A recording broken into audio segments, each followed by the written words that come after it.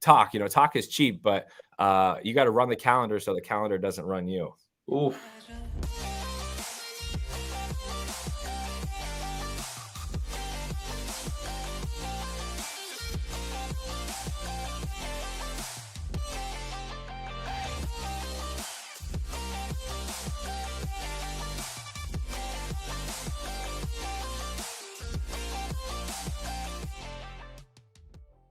What's up, world, and welcome to another episode of the Super Investor Show. Now, the next time you see me, I'm probably going to be in a different location. Why? Because we're moving.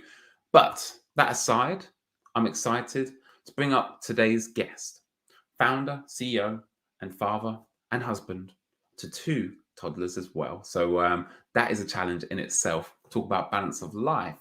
But this man isn't just an incredible father, husband, he's also a consultant to people who are often left on the outside of financial literacy. Because if you're watching the show, this is for people like you who like to learn from other people's mistakes so you don't have to make them yourselves. And so day to day, this is what he's doing. Being vulnerable, showing people you want to get here, well, here's the destination to do just that. Because we all hear about do your own research, but then the question is where? So it's my job today to find out what his superpower is and that weakness. So please give a warm welcome to Eric Jetson. Welcome on stage, sir. Thank you very much for having me. You're welcome. You're welcome. And I know you've just recently moved as well, so you can feel my pain, or I can feel yours. Yes, absolutely. You can say, "Oh, I'm just in a transitional period," but realistically, all of life is a transitional period. So don't stay there. Grow out of it and keep moving forward. I love that idea. I love that way of thinking. We are constant flow, right? If you're not moving forward, you're moving backwards. Now, with that deep philosophy shared, I'm going to throw it to you, Eric, because I gave people a very high level description, of what you're proud to be doing day to day. But how would you define Eric? Yeah, so as you mentioned, I am a crypto consultant, and I took that on a couple years ago after people told me, "Hey, your knowledge base has really grown, and you understand this stuff well, and you can communicate it well." So a lot of my clients started out as, I guess, the baby boomers, investors older than 50. And, they don't want to miss out on it. And it's an opportunity where they see growth and they want to be able to pass it on.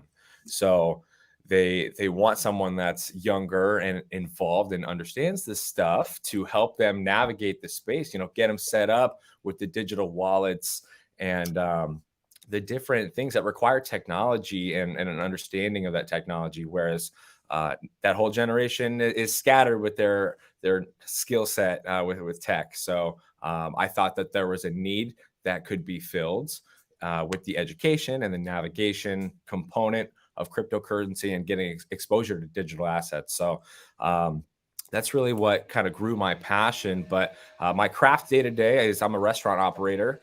I manage a high volume Italian restaurant here in Southern California. And it takes up a lot of my time, and we know that time is our most valuable asset, and I got a wife and 2 kids. So there's not enough time in the day to do it all at the same time. We all have the same 24 hours, and some are more ahead or more successful than others. So it is how we utilize that time. And tomorrow's not guaranteed, but at the same time, you should also have a long-term vision. And I hope I have many years to come, many days to come for my life. So that's why I choose to be an investor. And then COVID taught me I need to be an investor rather than trading my time for money my whole life and being in the E quadrant, if I may. So that's just a little bit about what I'm still doing. I work very hard, both at home and outside of home at the restaurant. But you have to be working towards something more if you want to get that, if you want to earn that time freedom back. Because for me, time is my most valuable asset. So how can I create more of that? Well, I need to create systems where the financial component can free up some of that time. And that'll help me even coach and be able to educate more people. So That's just a brief little insight and about my little, my fire and why I get up every single day. I love the way you put that, like your fire of why you get up every single day. And I hope doing shows like this, right, with people who are seen as super investors as yourself, right, who has their own consulting business, that, I used to use the term, and I probably still do, that entrepreneurship is romanticized. I would say it's the Mhm. same for crypto investing, that it's romanticized, that, hey, you're an investor and you run a consulting business. Oh, how beautiful that you do only that. As soon as people hear, oh, wait, you have the same fears as I do, right? You have the same headaches with how do you balance up time with your wife, your kids, and for yourself. Mhm. Um, it's talked about a lot about balance. What's your thoughts and feelings on work-life balance? Well, I think that's very important. I think you should include sleep in there, work-life sleep balance as well. And I think there's a famous soccer player, Ronaldo, that he has studied sleep and worked with sleep scientists to master his sleep patterns and Mm, his nap routines and everything to have it down to a science where he's maximizing his sleep with the time that he's applying to it. So I thought that was fascinating, and that's something that in our society here in America, we don't pay attention to sleep. We don't take naps. We're not resting. We're overtraining. We're overexerting. We're eating late. We're eating at the wrong times. mhm. We're exposing ourselves to the blue light at the end of the night. So we're not getting great sleep quality, and that's affecting our day to day. So work life sleep balance, and you might not be able to get a lot of sleep, but get quality sleep if you can.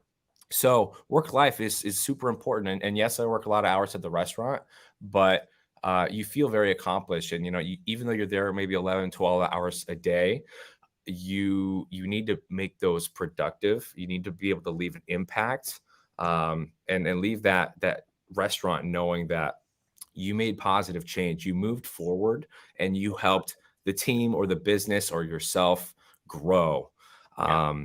And you have to apply. You have to make sure you're having date nights, with your significant other. You got to make sure you're making time for the kids. Yesterday was a perfect example. I didn't have to go to the restaurant. I got to, look at the charts a little bit. I got to spend the day with my kids.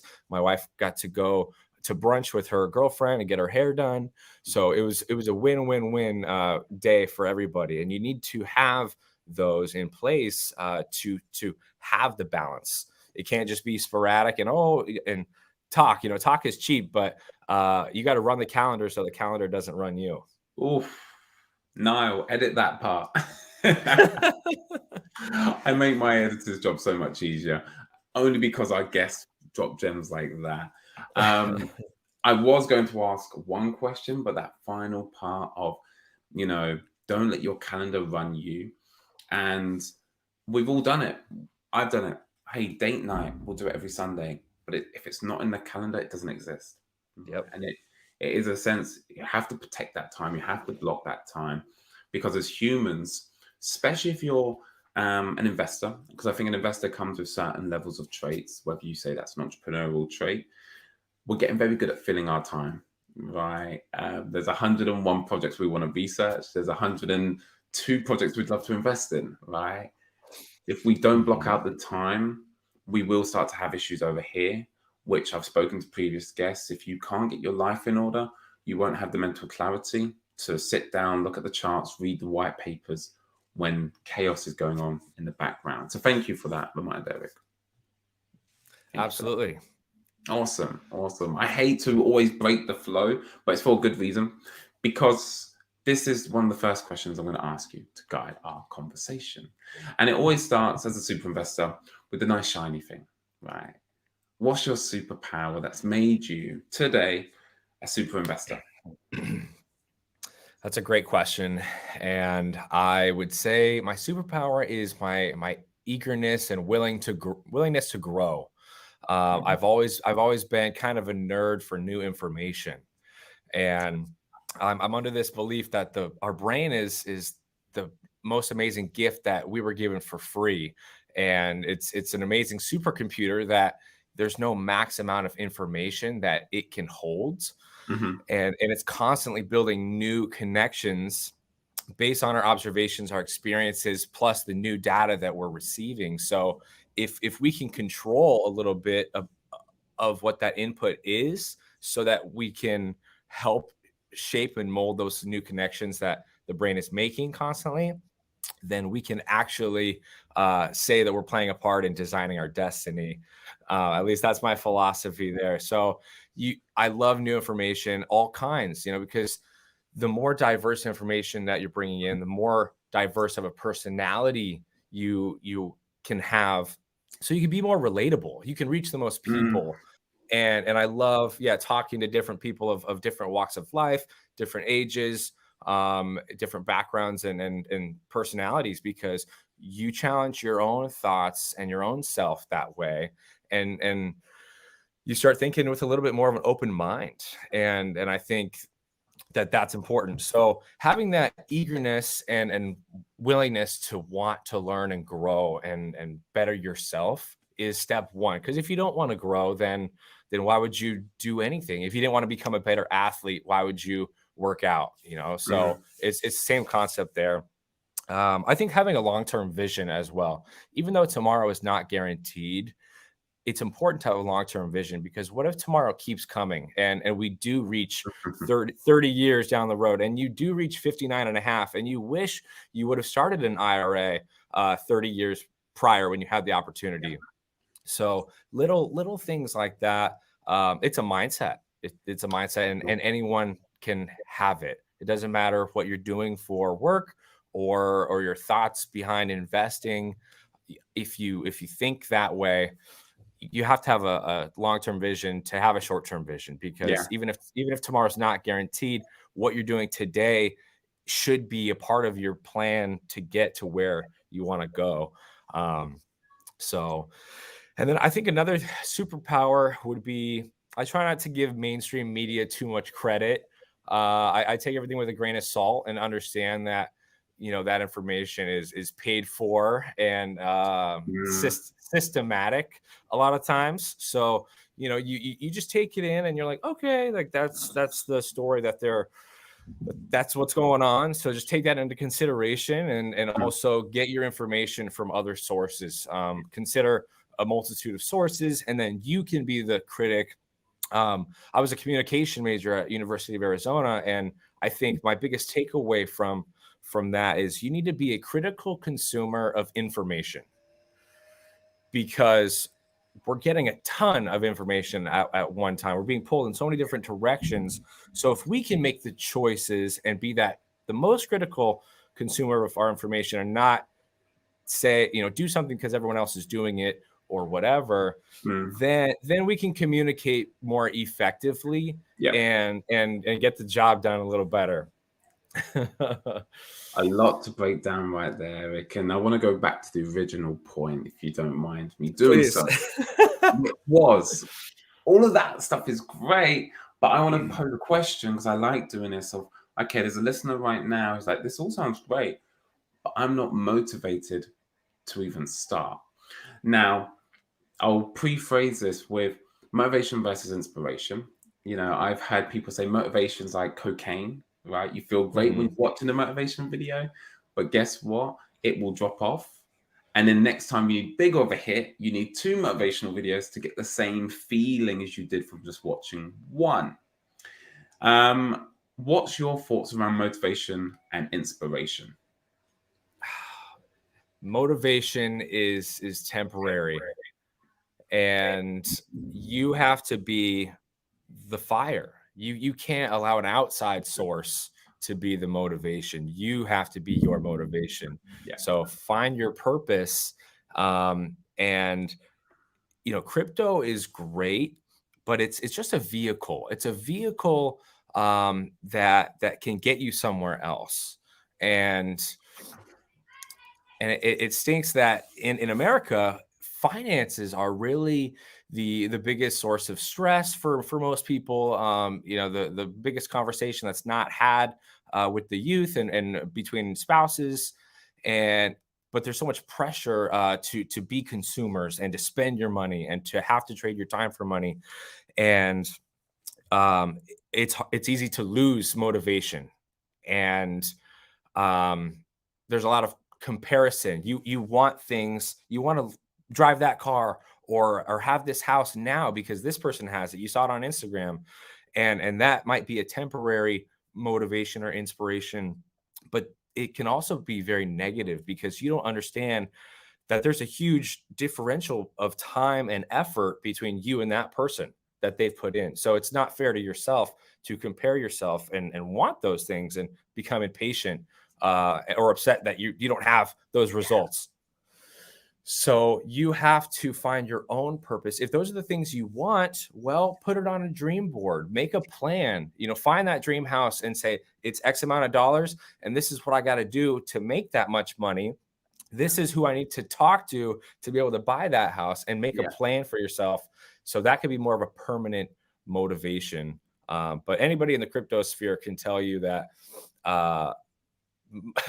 motivation is few and far between, because there's a lot of bad actors in the space and the market's extremely volatile. So how do people like us stay wanting, to learn new information, stay wanting to research? It's because of that long-term vision that I think that we both have. It really is. And I can speak to everything you've said, from being on the side of, envy and jealousy.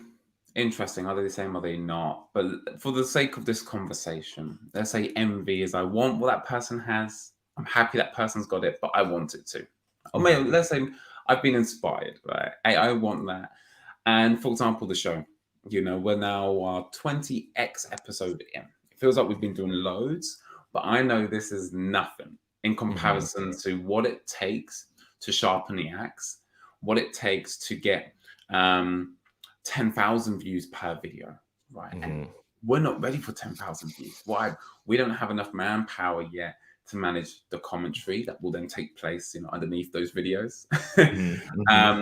The eyeballs that will then come to the guests. Have we prepared the guests well enough that when we have interviews, like I did with you, prepared you beforehand, Eric? You feel comfortable that 10,000 people are going to be listening to what you're saying, right? And the final point is, there'll be people who are probably watching the show who are like, hey, I love what you do, Jordan. I know, Eric, you have, of course, your own online show too, primarily podcast format, isn't it? And I don't know about you, but one of the first things is sponsor. Hey, I want to do this where either it doesn't cost me anything to do this, or I want to be paid to interview people. Definitely. And me and my producer, we've been doing this now for nearly 6 months. And I said we'd review and look into getting a sponsor actually this month. We didn't actually do any outreach. Call it the universe, call it a higher power. Someone reached out to us from a source I never would have thought it would come from.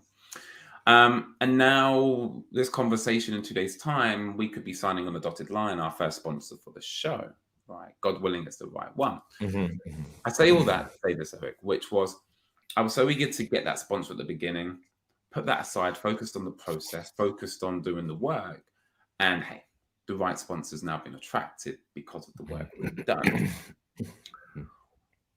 For people at home who have that clear goal, would you say forget about the outcome and focus on the process? Or would you say you can't do one without the other? I would say fall in love with the work. Oh, yes. So, but always keep. Why? It's so important because you can lose the motivation and the fire gets diminished if you don't fall in love with the work. And by making impact, you also gain impact.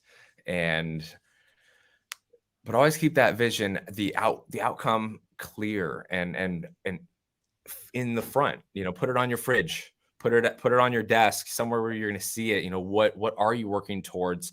but know that you're going to get there one day. And when you do, you got to push it even farther, you Mm, know, raise that bar for yeah, yourself, because you're going to be, it's a cycle and we don't want you to get complacent again and start from scratch. So keep going and keep challenging yourself, because as humans, we're incredible creations.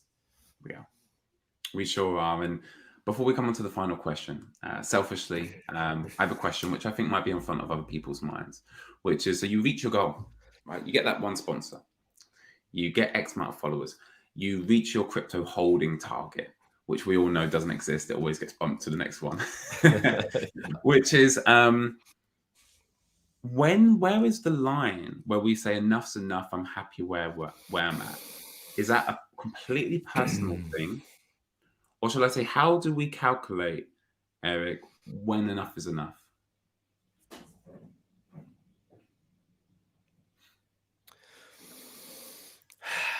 I think it is personal, and it's cultural as well. I think in America,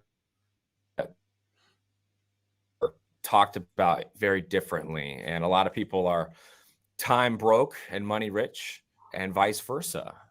And uh, it's up to you and your situation, because for me as a father and a husband, I would love to spend all day with my wife and kids, and to be able to have the resources to just spend days with my wife and not the kids, and but have them be well taken care of and safe. And to be able to do exciting things, experience things. And we all know that costs money. There's a means to an end for everything, a consequence, to an action, and everything costs money. So, or time and time, most of the most of the times, even you want to play golf, it's going to cost you time and money. So to be able to be in a situation where you're not out there playing golf worrying, oh, okay, the kids aren't safe, or I have X amount of work to do at home or at the business. So Mm, having the peace of mind, I think, is my personal aspiration. And yeah, in order to have the peace of mind, the financial component of our life, our balance sheet needs to be in a spot that I'm comfortable with, where I can sleep at night. And that looks different to everybody. of course it So is. yeah, and some people, they're gonna be in a great financial spot, but love going to work. They love interacting with people all day, or being part of a team. So it looks different to everybody, I think. It definitely does. It definitely does. But I think the takeaway is you need an internal compass, right? Because otherwise, you are going to keep going next zero, next zero, next zero, next zero. So thank you for that reminder to, as much as it is important to fall in love with the work and, just do take massive action.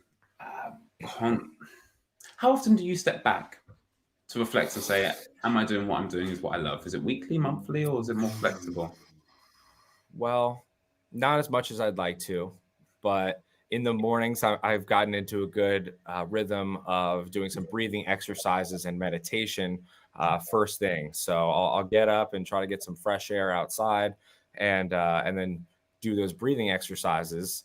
And at that point, I'll do a daily reflection of the previous day, Yeah. and kind of make an assessment of myself, but also pregame and plan for the upcoming day, and just get myself in the right mental state, and shift my attitude to grateful and um, abundance rather than lack and and ungratefulness.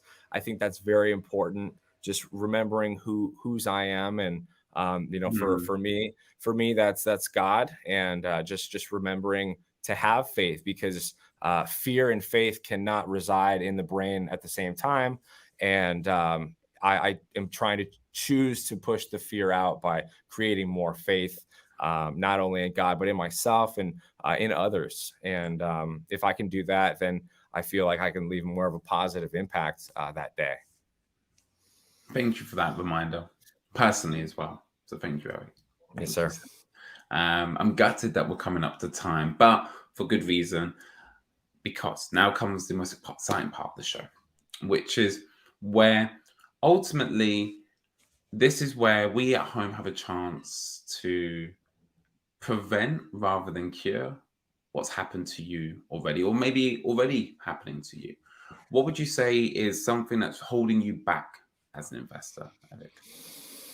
Hmm. Risk management and risk tolerance is different for everybody as well. So Yeah. that's the hardest part is assessing your risk tolerance, and um, especially when you're dealing with a revolutionary technology, something that if you got to understand you're an early investor, early adopter in a new technology, and that's even more risky. So um, and as a younger investor, you get a lot of pressure from the older investors and the mainstream media as well. So there's a lot of difference of opinion, but if you do the safe thing, then you'll be amongst the safe people, and then that's usually average. The average person is doing the safe thing. So that depends on where you want to be in the long term. And for me, I'd like to be above average, because I believe I am very much above average. So my investment strategy needs to match that. So that's that's it. The weakness is the pressure you put on yourself. Would I be right in saying that? Yeah, yeah, and the limitations that you put on yourself, because Mm. um, it's all the 6 inches in between our ears is the hardest part to overcome. And we might say, oh wait, we have financial limitations. Oh, I don't have money to invest. That's what a lot of people say. I don't have money to invest.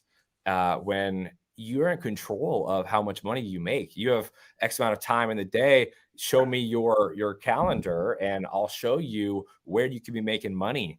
And there's a lot of tools. There's even the most avenues and ways to make money today than there ever have been in history. So that excuse isn't valid anymore. We're not limited by 9 to 5. At 5 p.m. there's plenty of money to be made driving Uber and DoorDash and whatever. There is, and I know probably not someone watching this show because they wouldn't be consuming this content otherwise, right? But we all know someone, even someone at home, where they say, "Oh, I wish I could invest in crypto. I wish I could do what you're doing, but I just don't have the money." And like you said, there probably is a lot of truth behind that, right? The matter of the fact is, yeah, at the present moment, you don't have enough money to invest. In fact, as a consultant, you probably wouldn't advise someone who's going paycheck to paycheck to go and invest in X. And Mhm. that's where it's like, okay, well done for putting one barrier up. What about how do you make more money? Right. Let's stop thinking about all the have-nots and let's think about, well, what could we do to make more money? Part-time job, loan, whether it's a family loan, a business loan, a personal loan. Can you borrow against whatever assets you have right now? And so that comes all the way back as we see the theme of someone's mindset to do why they do what they do. Um, but I don't want to go too far down the things that make you good. And that's the problem, like, because you have such self-awareness as a coach, which rightly so, that you already acknowledge you are too hard on yourself. That, hey, even you set limitations. Um, Something nice and practical when you notice you have that negative thought come into your mind, because it may be a surprise to everyone, but there's times where you doubt yourself, right? Of course, plenty of times. Yeah. And in those moments where that negative voice comes into play, do you go through like a certain ritual? I know when I studied sports science, when athletes would be like, oh, I might get injured or oh, we might lose, they would like ping themselves with an elastic band on their wrist, right? And that was treated as a stimulus to pay attention to make them aware of this habitual loop that they can now change the pattern. Do you have any rituals or practices for people? I like that question. Sometimes if I'd be feeling pain somewhere else, I'd pinch myself somewhere else, and then yeah, try to I guess move that pain around, or eliminate it, not focus on the more severe item, and focus on the smaller pinch that I'm inflicting, myself. But in regards to a negative thought, I try to stop it in the moment. I try to capture it and maybe take a deep breath at that point, Mm. or maybe say a positive affirmation to myself, where I'm instilling that faith, where it's I'm powerful, I'm strong, something like that. Where now I'm like, okay, a new thought in, this thought out, kind of situation, uh, or as I've learned just in my adolescence is you got to stop and think before you act. So sometimes if that thought comes in, like, okay, I need to think about it before I act on it, because I need to think about the result and the consequence Yeah. if I act on it. So that just comes with maturity, and we learn as kids, we act on bad thoughts, Mm. um and that's just part of growing up. So yeah, it's important to be aware that, uh all right, yeah, this is negative, and I don't want this to put me in a funk. And you have to know that you have the power to get yourself out of those moods. We all get in bad moods, and Yeah. and that's normal, that's natural. We put ourselves under a lot of stress all the time, and you have to just, yeah, be aware and take those moments for you, because you have your brain, and no one else is taking care of it. You got to be the one that takes full ownership. It's so, so true. And whilst you were saying, I just wanted to back that up with a powerful quote that I can't take credit for, a Stoic quote from Epicurus. So I don't, are you into Stoicism much? Oh yeah, oh yeah. Oh, powerful. I've got a little memento mori Yeah, coin. you do. I remember in the elevator, you said you had Y- the coin. I was like, Uh-huh, uh-huh. Yeah, I get the emails from the Daily Stoic, and Daily Stoic, yeah. yeah, yeah, no, no, great philosophy there. And Yes.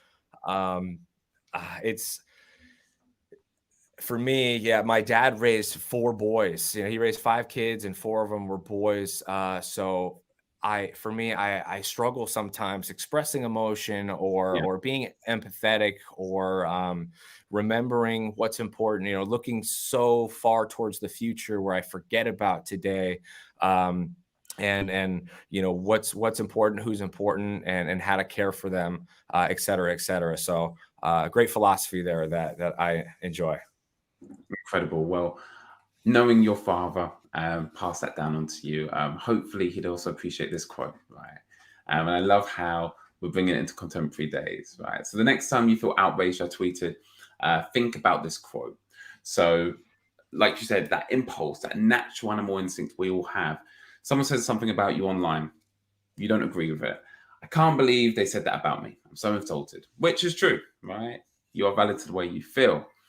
But let's use time and let's think. If someone succeeds in provoking you, realize that your mind is complicit in that provocation. So, what do you think of that quote right there, Eric? That when someone provokes you, you've given them permission to upset you. Definitely. I I think a saying that I've heard that has helped me was, you can't let others control your emotions. So by that instance, by that instigation, yeah, you are giving them permission, and they're controlling your how you feel. And you should be the only one in control of how you feel. So it's at that moment where, it's hard to do, but you can take the higher road, and be the bigger person, and stop that. You could act, I guess, respond with kindness, where they're not expecting that. They want you to keep fueling the fire, and add to the negativity. So if you respond with positivity and kindness, it might it could resolve the conflict. But at that moment, don't let that, even if they're upset, it's okay and valid for them to be upset, but you don't have to wear that for No, them. you don't have to wear that. An even better way to put it. Eric, thank you so much. And, I'm so annoyed we finished with Stoicism. I'm so glad because, again, if people have reached this far, I hope we've given you some value. And if so, please hit the subscribe button. It allows us to get more incredible minds like Eric onto the show. And I always have to give our guests that chance as well to let the world know what they do. So, Eric, this is your moment, sir. Whether you want to plug a service, whether you want people to remember something, what's one thing you would love someone watching right now to remember? Yeah, you are, you're investing, you're making an impact positively or negatively every day, but you're leaving that impact. And for me, as the founder of Jetson Legacy, I created the company around legacy because that's what I want to create. And all you have is your legacy, your character and reputation. You only have one. And if you die tomorrow, what will your kids say about you? What do your friends say about you and remember about you? And what is your legacy? Because it lives on forever. So make positive choices and have different plans, a long-term vision and a short-term vision, and make a plan for yourself. And I can help and at least get you on a educational path and journey for your own self. And then we can just talk nuances and how to navigate this incredible space and opportunity that we've never had before. And if you're not paying yourself first and allocating your hard-earned income into something that's going to contribute to your long-term vision, then that's just something that you have to consider. But you can find me at Jetson Legacy LLC on Instagram, and yeah, we can connect and just start getting educated. So you don't want to miss out, and just know that we're early. I thought last year that crypto was gonna explode, be more than so it already had, and I didn't realize that we were in the midst of a bull run. And you live and you learn. But as Jordan opened, hopefully him or I can allow you to alleviate and avoid some mistakes that we might have made, because that's the beauty of community and network, is helping each other. And someone said, if you want to grow your net worth, you need to grow your network. No better way to see us out. Thank you, Egg, for your time. One thing we can't get back. Thank you so much, Jordan, for having me. And I hope you guys have a blessed rest of your day. Thank you, King. Be sure to hang around. For everyone at home, it's been a pleasure. Thank you for sticking around, and we'll see you next week. Ciao for now.